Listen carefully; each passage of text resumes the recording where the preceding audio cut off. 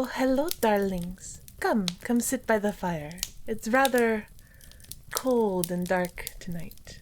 Come, and let me tell you a horror story. This one is called The Black Cat by Mr. Edgar Allan Poe. For the most wild yet most homely narrative which I am about to pen, I neither expect nor solicit belief. Mad indeed would I be to expect it, in a case where my very senses reject their own evidence. Yet mad am I not, and very surely do I not dream. But tomorrow I die, and today I would unburden my soul. My immediate purpose is to place before the world, plainly, succinctly, and without comment, a series of mere household events. In their consequences, these events have terrified, have tortured, have destroyed me. Yet I will not attempt to expound them. To me they have presented little but horror. To many they will seem less terrible than Baroque's. Hereafter perhaps some intellect may be found which will reduce my phantasm to the commonplace. Some intellect more calm, more logical, and far less excitable than my own, which will perceive in the circumstances I detail with awe nothing more than an ordinary succession of very natural causes and effects. From my infancy I was noted for the docility and humanity of my disposition. My tenderness of heart was even so conspicuous as to make me the jest of my companions. I was especially fond of animals, and was indulged by my parents with a great variety of pets. With these I spent most of my time, and never was so happy as when feeding and caressing them.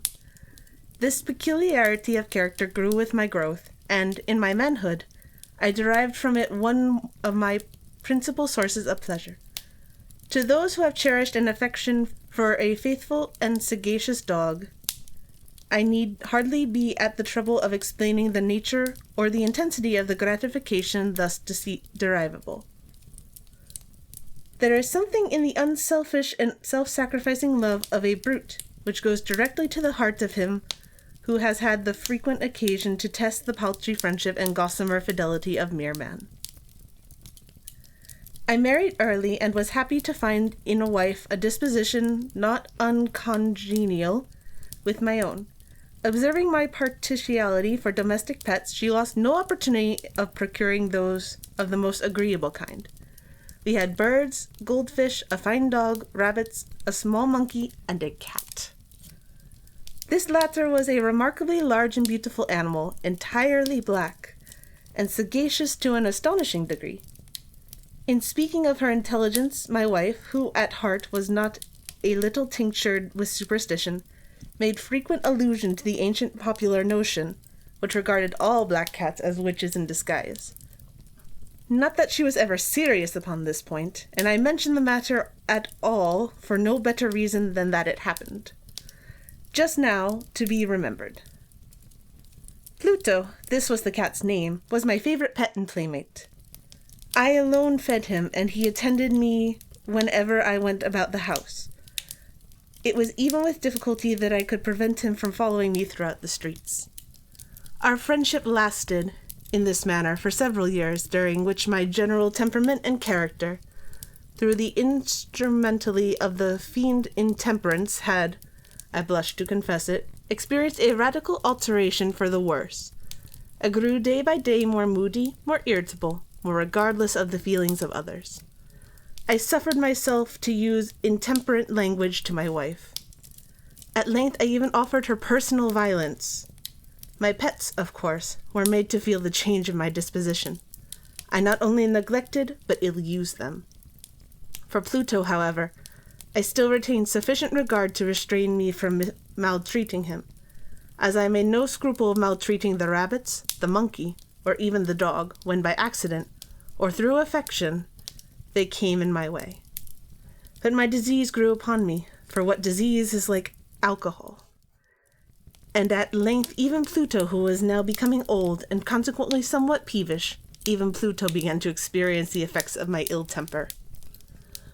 One night, returning home, much intoxicated from my haunts about town, I fancied that the cat avoided my presence. I seized him when, in his fright at my violence, he inflicted a slight wound upon my hand with his teeth. The fury of a demon instantly possessed me. I knew myself no longer. My original soul seemed at once to take its flight from my body, and a more than fiendishly malevolence, gin-nurtured, thrilled every fiber of my frame. I took from my waistcoat pocket a penknife, opened it, grasped the poor beast by the throat, and deliberately cut one of its eyes from the socket. I blush, I burn, I shudder when I pen that damnable atrocity. When reason returned with the morning, when I had slept off the fumes of the night's debauch, I experienced a sentiment half of horror, half of remorse, for the crime of which I had been guilty. But it was, at best, a feeble, equivocal feeling, and the soul remained untouched. I again plunged into excess and soon drowned in wine all memory of the deed. In the meantime, the cat slowly recovered. The socket of the lost eye presented, it is a frightful appearance, but he no longer appeared to suffer any pain. He went about the house as usual, but, as might be expected, fled in extreme terror at my approach. I had so much of my old heart left as to be, at first, grieved by this evident dislike of the part of a creature which had once so loved me. But this feeling soon gave place to irritation. And then came, as if to my final and irrevocable overthrow, the spirit of perverseness. Of this spirit philosophy takes no account. Phrenology finds no place for it among its organs. Yet I am no more sure that my soul lives than I am that perverseness is one of the primitive impulses of the human heart, one of the indivisible primary faculties or sentiments which give direction to the character of man. Who has not 100 times found himself committing a vile or silly action for no other reason than because he knows he should not?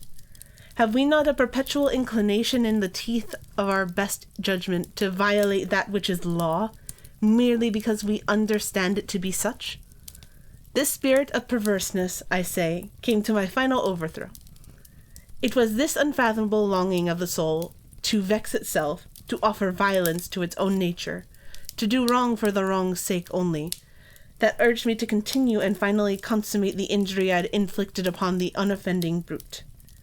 One morning, in cold blood, I slipped a noose around its neck and hung it to the limb of a tree, hung it with the tears streaming from my eyes and with the bitterest remorse at my heart, hung it because I knew that it loved me, and because I had felt it had given me no reason of offense, hung it because I knew that in doing so, I was committing a sin, a deadly sin that would so jeopardize my immortal soul as to place it, if such a thing were possible, even beyond the reach of infinite mercy at the most merciful and most terrible God. On the night of the day on which this cruel deed was done, I was aroused from sleep by the cry of fire. The curtains of my bed were in flames. The whole house was blazing, and it was with great difficulty that my wife, a servant, and myself made our escape from the conflagration. The destruction was complete. My entire worldly wealth was swallowed up, and I resigned myself thenceforward to despair. I am above the weakness of seeking to establish a sequence of cause and effect between the disaster and the atrocity, but I am detailing a chain of facts, and wish not to leave even a possible link imperfect. On the day succeeding the fire, I visited the ruins. The walls, with one exception, had fallen in. This exception was found in the compartment wall, not very thick, which stood at the middle of the house and against which had rested the head of my bed. The plastering had here, in a great measure, resisted the action of the fire, a fact which I attributed to it having been recently spread.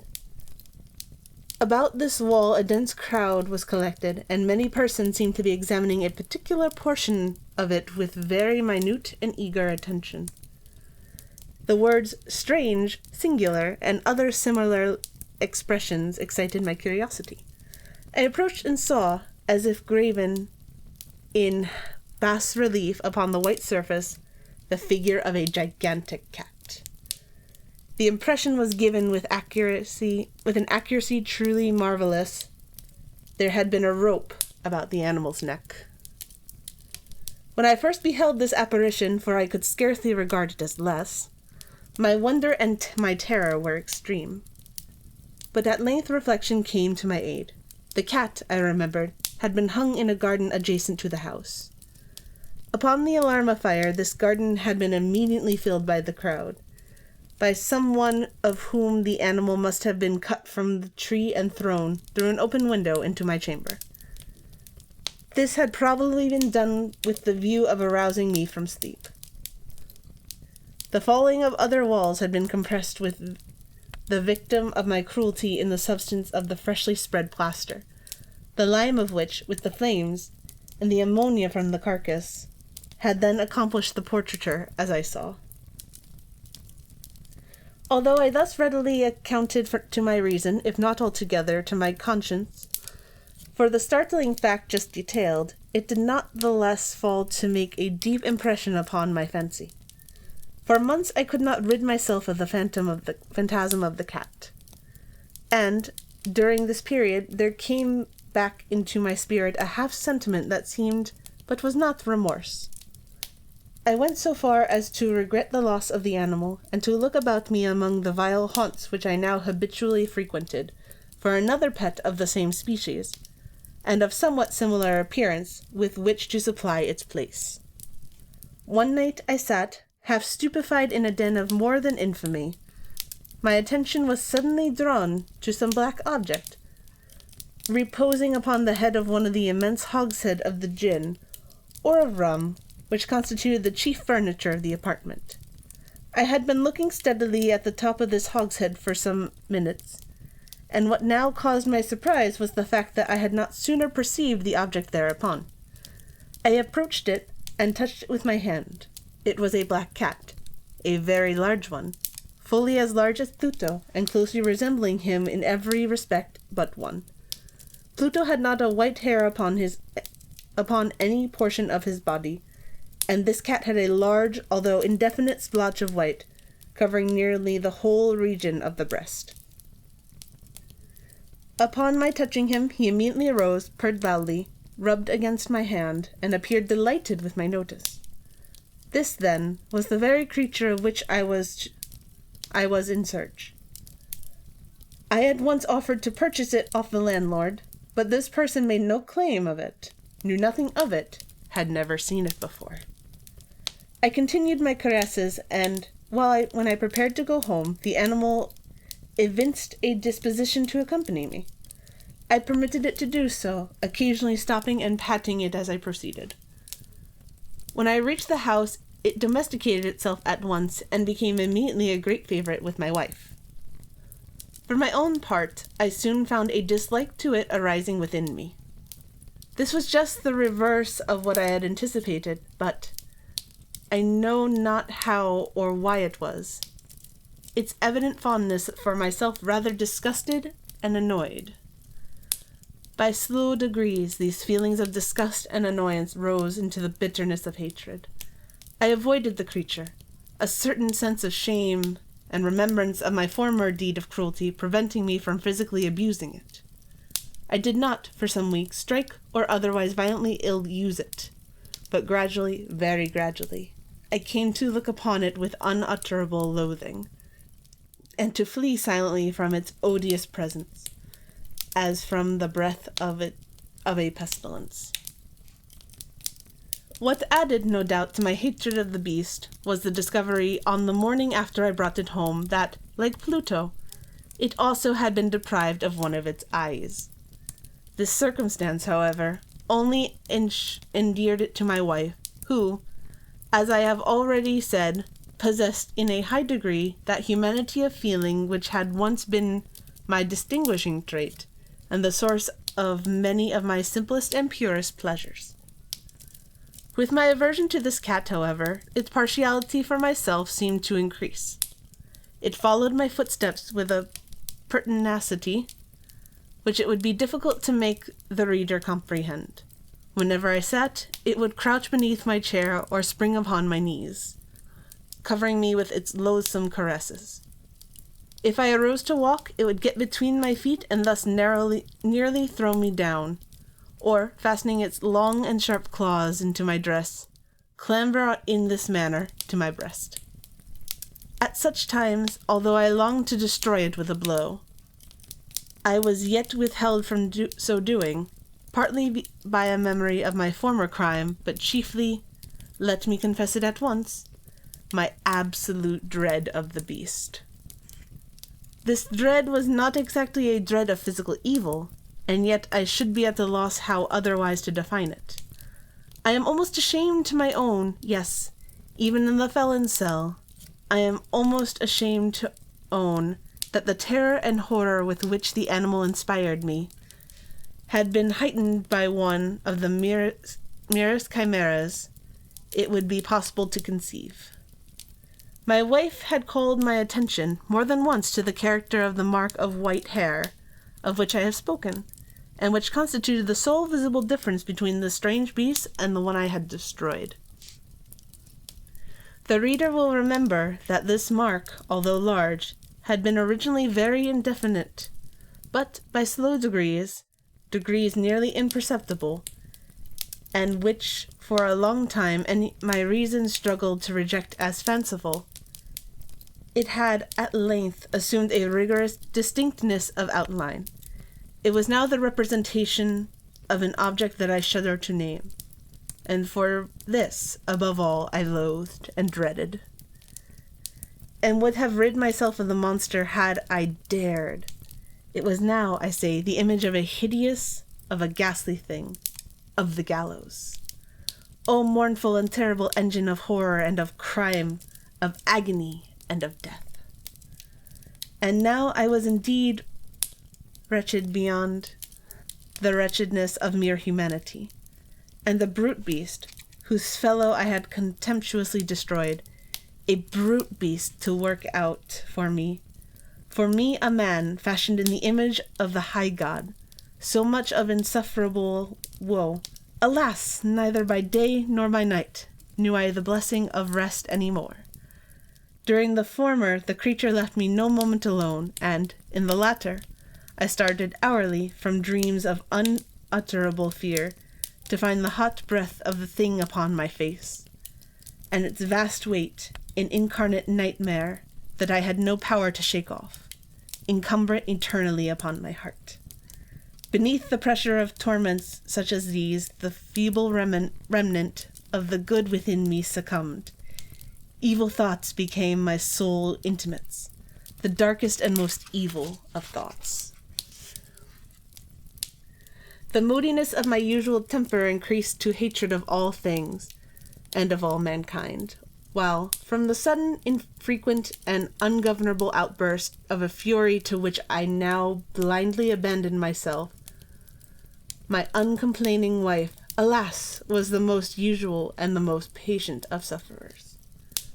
One day she accompanied me upon some household errand into the cellar of the old building, which our property compelled us to inhabit. The cat followed me down the steep stairs, and, nearly throwing me headlong, exasperated me to madness. Uplifting an axe and forgetting in my wrath the childish dread which had hitherto stayed my hand, I aimed a blow at the animal which, of course, would have proved instantly fatal had it descended as I wished. But this blow was arrested by the hand of my wife. Goaded by the interference into a rage more than demoniacal, I withdrew my arm from her grasp and buried the axe in her brain. She fell dead upon the spot, without a groan. This hideous murder accomplished, I set myself forthwith, and with entire deliberation, to the task of concealing the body. I knew that I could not remove it from the house, either by day or by night, without the risk of being observed by the neighbors. Many projects entered my mind. At one period I thought of cutting the corpse into minute fragments and destroying them by fire. At another I resolved to dig a grave for it in the floor of the cellar. Again, I deliberated about casting it into the well in the yard, about packing it in a box, as if merchandise, with the usual arrangements, and so getting a porter to take it from the house. Finally, I hit upon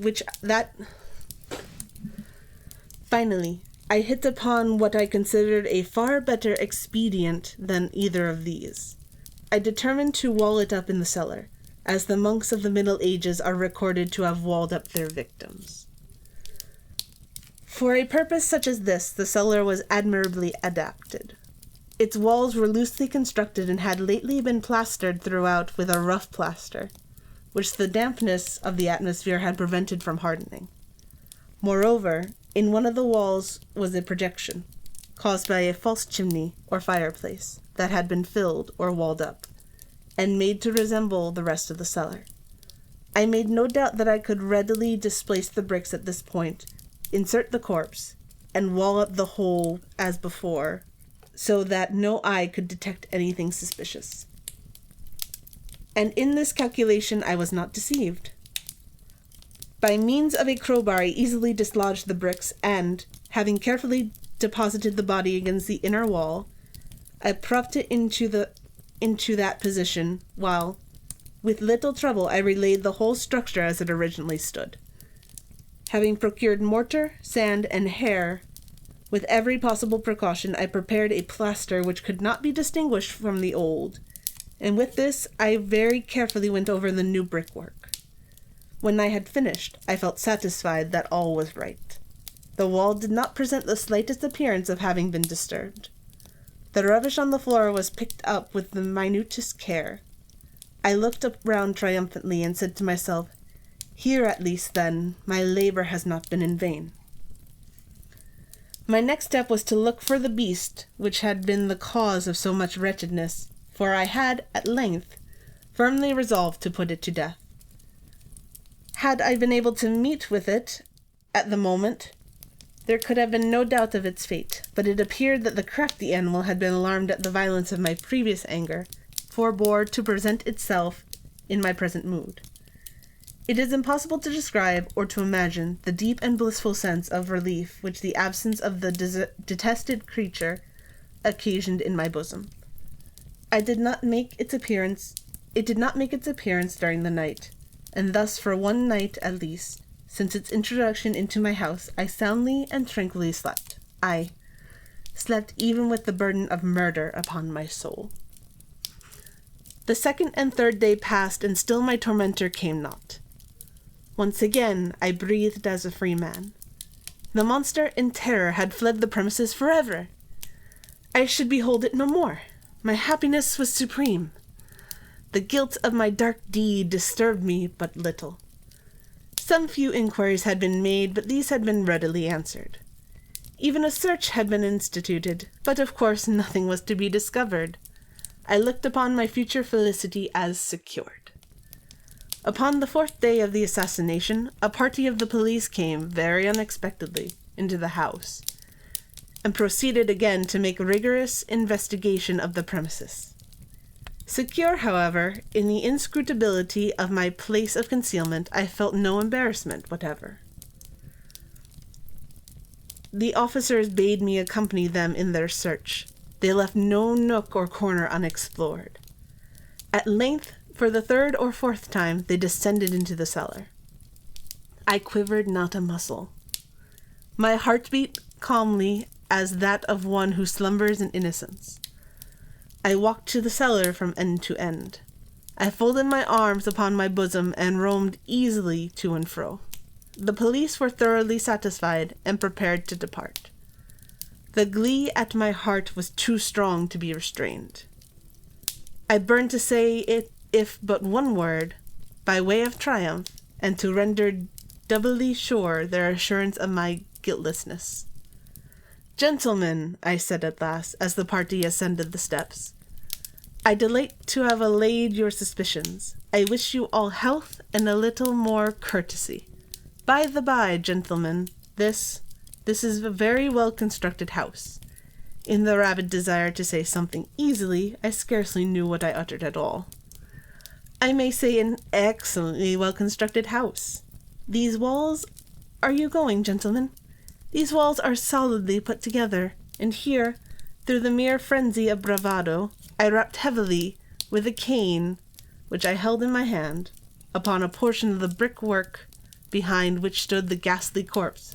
of the wife of my bosom. But may God shield and deliver me from the fangs of the archfiend.